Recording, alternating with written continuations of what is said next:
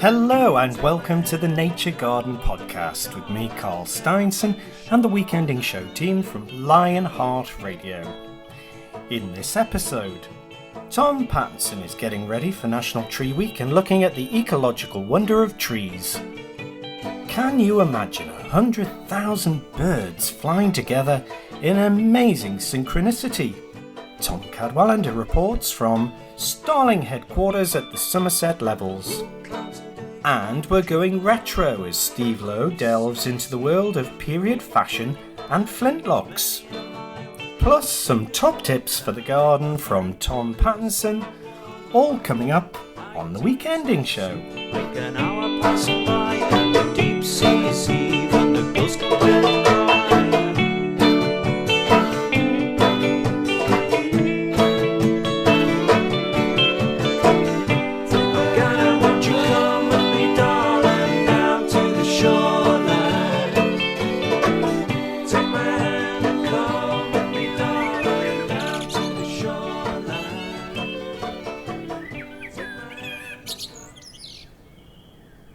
National Tree Week is the UK's largest annual tree celebration, marking the start of the winter tree planting season, which is from November to March every year.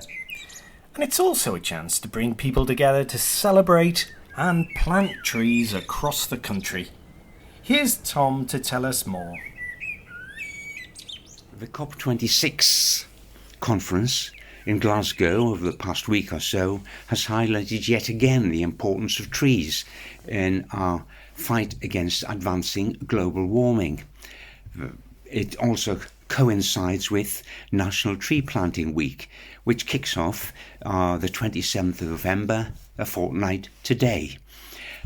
This heralds the beginning of planting, but planting doesn't need to take place necessarily in that week. It can continue for 4 months over the winter, in the absence of frost, of course, until March. So, what is National Tree Planting Week? Well, it started off in 1973 in the wake of that great Dutch elm disease outbreak, which eventually wiped out an estimated 60 million elm trees in the UK. The call was made by 2 MPs who said we must try to replace those trees that have been lost. So it came through schools, and I happened to be teaching science at the time. After training in gardening and lecturing in horticulture, I moved into teaching of science, and I took out a group of really keen students to plant a few trees. It following the next year, I think it was something like the slogan was "Plant More" in 74. We did that too. And the Tree Council took over the baton and have kept the system going. Gosh, it must be approaching 50 years now, and it continues to this day. The intervening years have brought lots of doom and gloom as far as trees are concerned. We've had adverse weather, that great storm of 1987 that claimed 15 million trees. And of course there have been pests and diseases, outbreaks over time.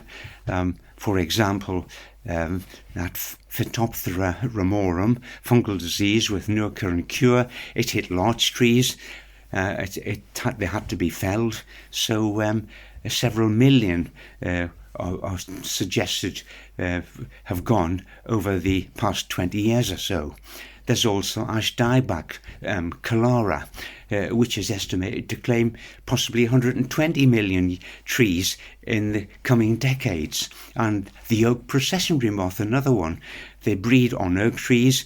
The caterpillars feed on the leaves, and they often travel nose to tail as they're feeding. And this is the source of the descriptive name. Add to this the gradual destruction of forested areas worldwide by humankind, and of course the challenge of global warming. Trees have got a lot to facing them, so they need our help. First and foremost, we must replace those trees that are being lost to disease. And then secondly, we must raise the numbers massively, because I see if we're fighting against global warming and of the planet, trees are the most natural defense mechanism they have to be our vanguard in fighting a battle against this global warming. It's carbon is being pushed out into the atmosphere, too much carbon. And of course, what do trees absorb through their leaves when they're photosynthesizing? Carbon dioxide in the process of making food. And they give out oxygen, life-giving oxygen for life on Earth, plants and animals. So we must protect the trees and increase the numbers. They're our vanguard. How do we do that? Well, keep on planting. That brings so many positives to our lives, practically, aesthetically and spiritually. A diversity of wildlife, vertebrate and invertebrate, they rely on their presence too. It's difficult to appreciate the contribution they make to the planet. For example, just try to estimate how many leaves there are in the canopy of a mature tree, a very tall tree like ash, oak, elm, sycamore. Impossible to estimate, but try it, and then multiply that by the billions of trees in existence throughout the world. Yes, billions. And you get some idea of how much carbon absorbing they are doing.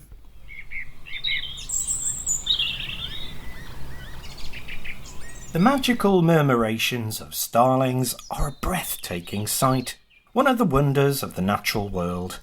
Tom Cadwallender's been to Somerset to watch their aerial gymnastics and to see how cattle egrets and livestock live together.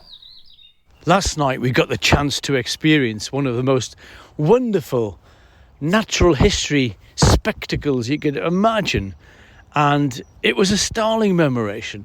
And we kind of know of these starling murmurations, these big gatherings of birds as they come in to roost. And it's a wintertime phenomenon. But anyway, we were at the RSPB Reserve Ham Wall in Somerset, on the Somerset Levels in the Avalon Marshes. What a romantic name that is. It's wonderful. Anyway, we heard about this, and it's actually quite famous anyway. So we got there on site. We had the whole day there and walked around, and we had a good look at all the kind of birds that were gathering along the marsh areas. But it was the evening that we were after, and we were sort of on position, on point for about sort of 4:15, and the first birds started to arrive at about 4:05. And there was just small groups at first, then groups got bigger, they amalgamated. They were coming from the left, they were coming from the right, they were coming from the east, they were coming from the west, the north, the south, they were just coming from everywhere. And they would just amalgamate into huge groups of swirling masses of birds. And the locals tell us, it's hard to estimate the numbers, of course, but the locals tell us that there was something like 100,000 birds coming into the roost that evening. And they would fly around, and it was just incredible. They were just creating all sorts of shapes and so forth. And associated with these starlings flying around, we had sparrowhawks hunting them, of course, marsh harriers, the one or two marsh harriers there, which was really nice for someone up here from Northumberland. We don't see marsh harriers very often, and occasionally a buzzard would go through, spooking them all as well. But they would just swirl around then, and about 4:30, they disappeared, shot straight into the reeds, the Phragmites reeds, where they were going to roost for the night. And then you think, it's all done now. Then all of a sudden, another group would appear, another sort of couple of 3,000 or whatever, and they would just swirl around as well and gather, and the noise they were making, we were standing maybe about 30-40 metres from where they were going in, and it was just incredible. Man, it was so uplifting. We just got big smiles on our faces. But these birds are coming from Scandinavia to spend the winter in the UK, and they kind of gather in. I know we know of murmurations in Northumberland. East Chevington's quite famous, and so is Holy Island. But they're not to this sort of scale. We're talking 100,000 birds. Just amazing, absolutely fantastic. So yes, if you get the chance to go to a murmuration, go and see it. It is wonderful. But the Somerset Levels, just what a fantastic landscape. It is low-lying area, and it's peat, and the underlying soil is peat. It's because the vegetation has rotted there, and it gets flooded.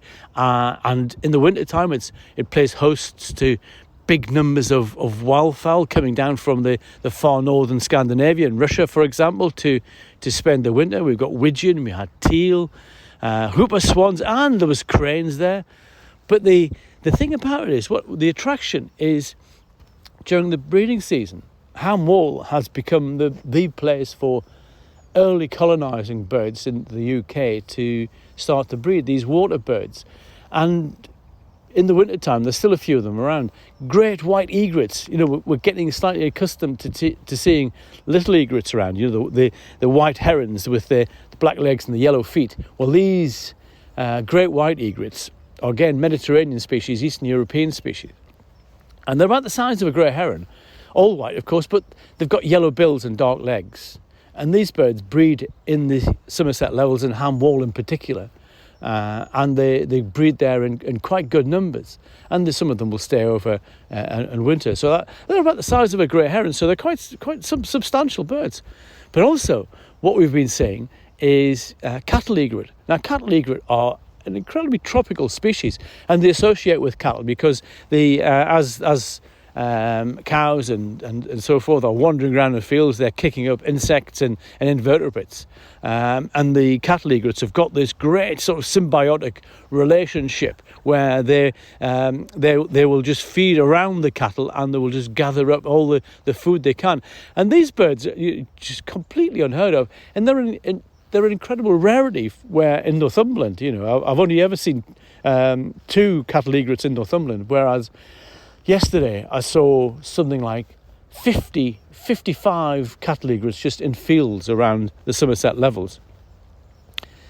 And it's not just the egrets. We've had small herons there, the little bitterns breeding there, which is kind of an extremely rare bird. So this is kind of the vanguard, if you like, of kind of early colonisation of a lot of these southern and eastern species, and this is as a result of climate change. And we're seeing quite an interesting sort of contrast. And eventually, we will see those sort of species, I surmise, coming to the north of the country if the habitat's right for them to breed in.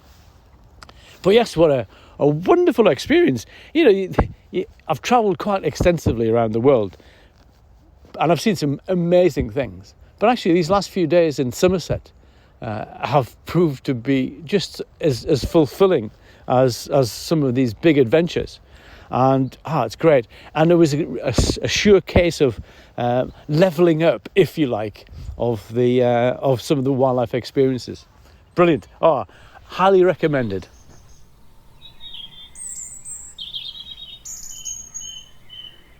Tom's a big fan of trees and shrubs which look great in the garden and can help to save the planet.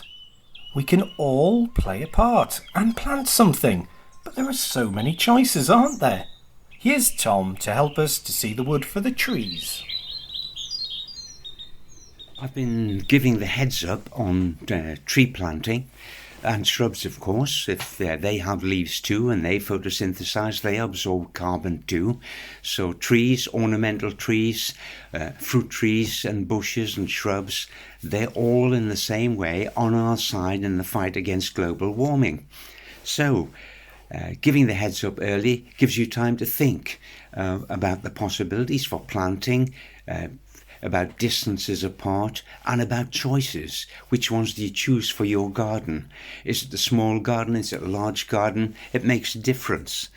But trees can be raised either sexual means from seed, which most of them are commercially.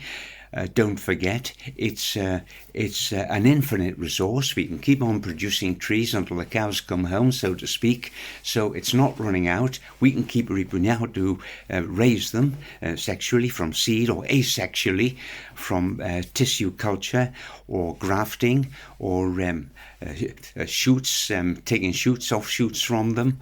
Various ways of doing it, asexually too. Nonetheless, their future is in our hands. So, if you are thinking of planting a tree, think big, think small. they can become giants with wide-spreading canopies and underground root systems. Now, those underground root systems, generally speaking, are a mirror image of the topmost canopy.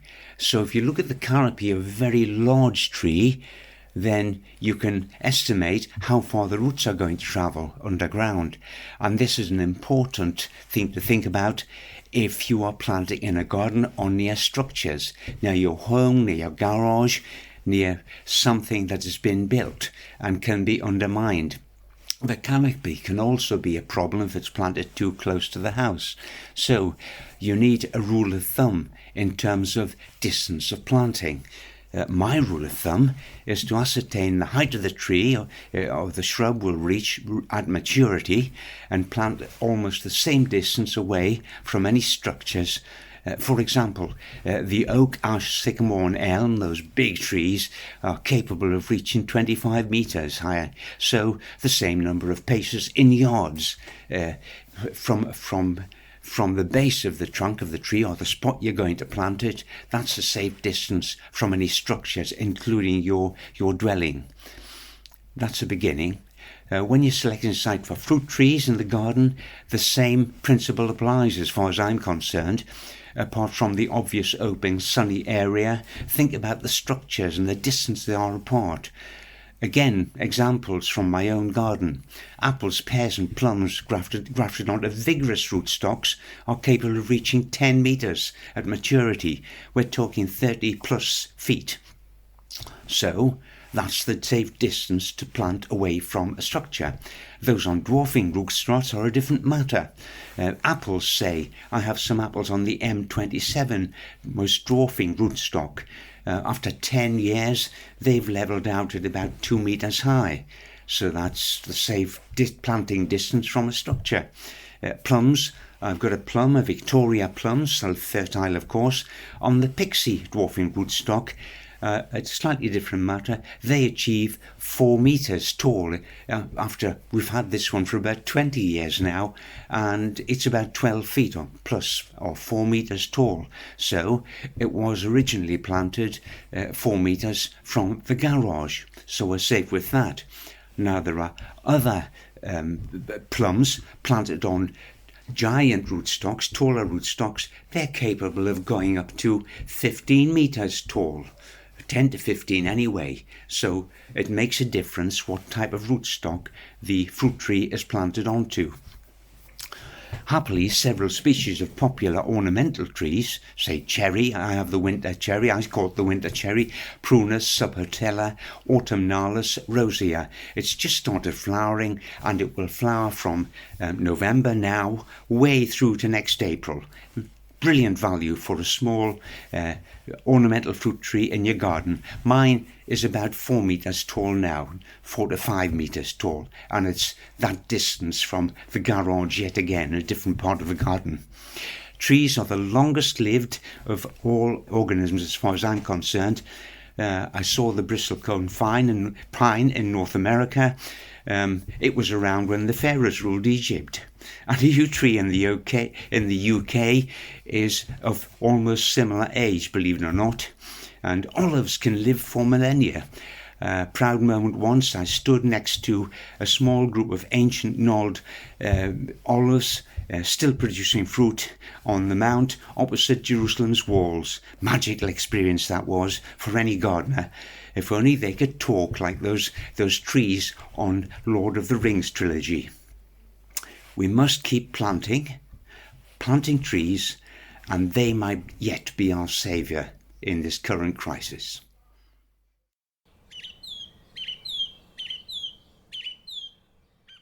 Restoring buildings is a painstaking job, and once the main part is completed, bringing them to life to show and tell our heritage can really help to make them attractive places to visit. Steve Lowe's been chatting to one of the period characters of the Cresswell Peel Tower. Hi, this is Steve. I'm here at Cresswell Peel Tower again. It's 31st of October, Halloween. We've had quite a good day. The weather's been really, really odd. Pouring down and now it's particularly sunny. But I'm here with Dave, who's one of our volunteers. And hi, Dave. Hello there, Steve. You all right? Yeah. Good, thank you. Yeah. Now you add a bit of extra colour to Cresswell Peel Tower. You could say that. You could say that. Yeah. Can you describe what you're wearing? Yes, certainly. So I'm wearing a late 16th century common man's outfit, consisting of a doublet and hose, a woolen overcoat, and I'm also wearing a rapier and carrying a musket and powder flask. And you've just this minute put down a rather large weapon. Yes, indeed. It's what's known as an arquebus. It's a 16th century version of a musket. Predates the type of musket that they used to use in the Civil War. It's called a matchlock. That means that it's ignited or fired using a piece of rope which is impregnated with saltpeter, which dips into the pan with the powder and sets off the musket. Not that we've been setting it off, obviously. Not that we've been setting it off, no. A bit dangerous to do that in public. Yes, exactly. It's basically a shotgun. Yeah. But you need a special license to hold the black powder. Yeah. Which I haven't actually got yet, so next year perhaps. It's a hefty piece of kit. It weighs about 10 pounds, I think. Really? Gosh, that's a lot, isn't it? And it usually when it was fired from the shoulder, wasn't it? It was fired from the shoulder. It's fired in a similar way to a modern shotgun. Yeah. It's a shape of weapon that's basically stayed the same for about 400 years. Fantastic. So, as I say, you've started coming along and adding that little bit of extra colour to what we're doing, and we've got other people who are also interested in doing that as well, which is great. You made your own clothing? Yes, most of what I'm wearing I actually made myself. Brilliant. Obviously not the musket, but I used to be a reenactor in a previous existence. Yeah. So I learned some basic sort of leatherworking and sewing skills. Fantastic. Which I've used to quite good effect with this outfit. It's excellent. Have you? I mean, there's a lot of interest, obviously, with you lurking around the base of the tower there. People are coming up and asking you questions. You get loads and loads of inquiries, don't you? Yeah, I mean, people do show an interest. Today I've given some people a demonstration of how to light a match for a matchlock using a flint and steel, which went which went down quite well, and very surprisingly, it actually worked first time. Oh, brilliant! Yeah. It must be a first for me. But yes, people are interested once you start talking to them about the technology of the period and also the history, of course. Yeah, I mean, that's what we find on the site in general, is that loads and loads of people are interested, and having something like this means they can ask a question rather than actually just, looking at something. That's right, and we do try and be as approachable as possible as well. Yeah, so, I don't like to sit behind a table, with all my wares spread out. I like to be in amongst people and, sort of mingle with them and, encourage them to come up and talk to me. It's the best way, I think. And, we're obviously, as I said before, we're trying to get more people to do this. You would feel very comfortable if you had other people around doing that. Maybe we could have a few other periods as well, maybe at some point, who knows? But I mean, the history of Cresswell, goes back a long way. And, absolutely. I'd like to see people from, a variety of periods wandering the grounds and, that would be brilliant. Doing day-to-day tasks. And you're a volunteer. So I'm volunteer coordinator, so it's great to have people like yourself. There's loads of opportunities for people to get involved here, and you're living proof of that, so absolutely. It's brilliant. And I'd encourage anybody to have a go. Fantastic. It's really good fun, and I think it's people enjoy seeing it. Yeah, great. Thanks very much, Dave. We'll You're speak welcome. to you soon. Here's Tom with some things to be getting on with in the garden. Well, I've come into the greenhouse to do jobs for the week. It's relatively warm in here. It's an unheated greenhouse, 24 feet by 10, an Alton, timber framed.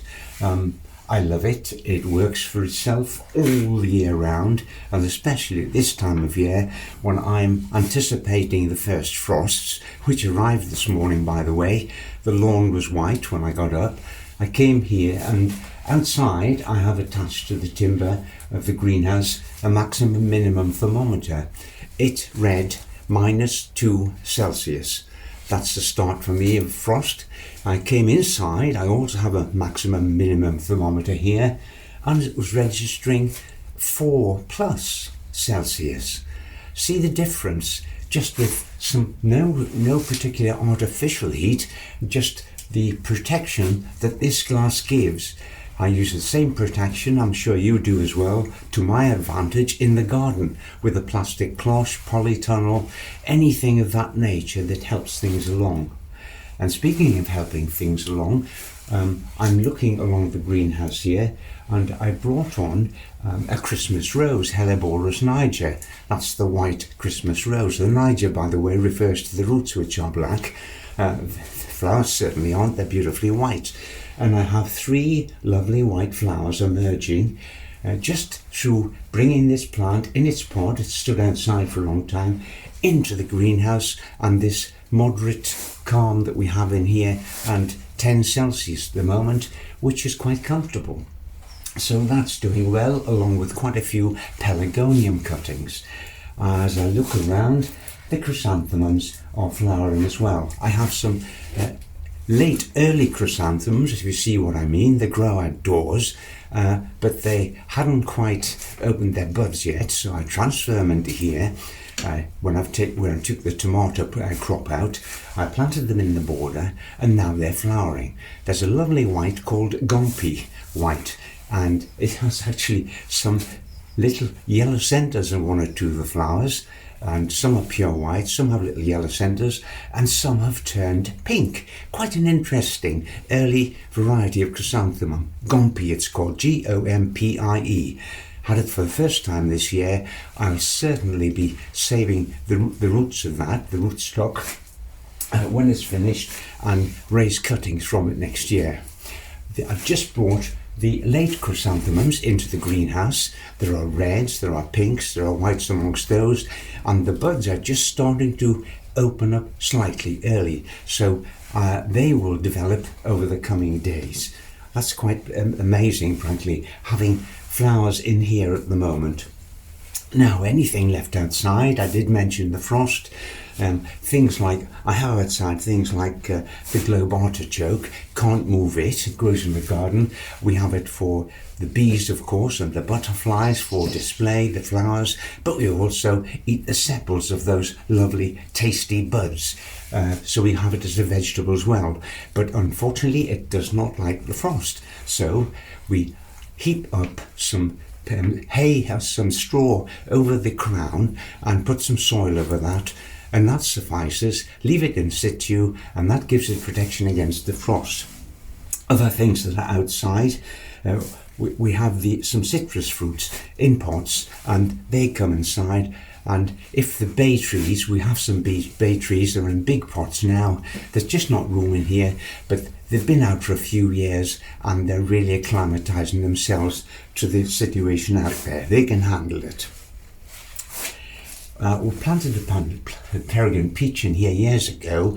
Something like that, you're planting for the first time in an unheated greenhouse, then cover it with fleece the first year, as we did. Now it's just, it doesn't need any cover at all. It's as tough as anything, and we've been down to -5 in here last year in the unheated greenhouse, and it survived that, so it'll survive anything. I'm boxing up the geraniums from outside, putting them in on the greenhouse bench here to see them over winter, fuchsias, and of course I've mentioned the chrysanthemums. Those strawberry plants, I'm lifting 1 or 2, putting them into pots, because I like to have some strawberries early in June each year, and they just tick over in here, flower early and fruit early. I've got to bring the potatoes in. I've got some potatoes ready for Christmas, or they'll be ready for Christmas. They're outside at the moment. They've actually, surprisingly, they stood up to -2 degrees Celsius last night in the frost. They're looking perky now that the sun's out. I'll bring them in now, and they'll stay in here, and we'll have fresh potatoes, Charlotte, for Christmas, which, by the way, is not too far away. Outside, winter cherry, viburnum dawn, the lovely pink fragrant dawn, and Mahonia charity. Racemes of long golden yellow flowers, highly fragrant. they're all flowering at the moment. Do you know, it's not so bad this time of year. We'll survive. Whatever you're doing, enjoy your gardening. You've been listening to Gardener Tom Pattinson, birder Tom Cadwallender from the British Trust for Ornithology, and Steve Lowe from the Northumberland Rivers Trust and Cresswell Peel Tower. I'm Carl Steinson, and enjoy your gardening and time outdoors with nature. Bye for now.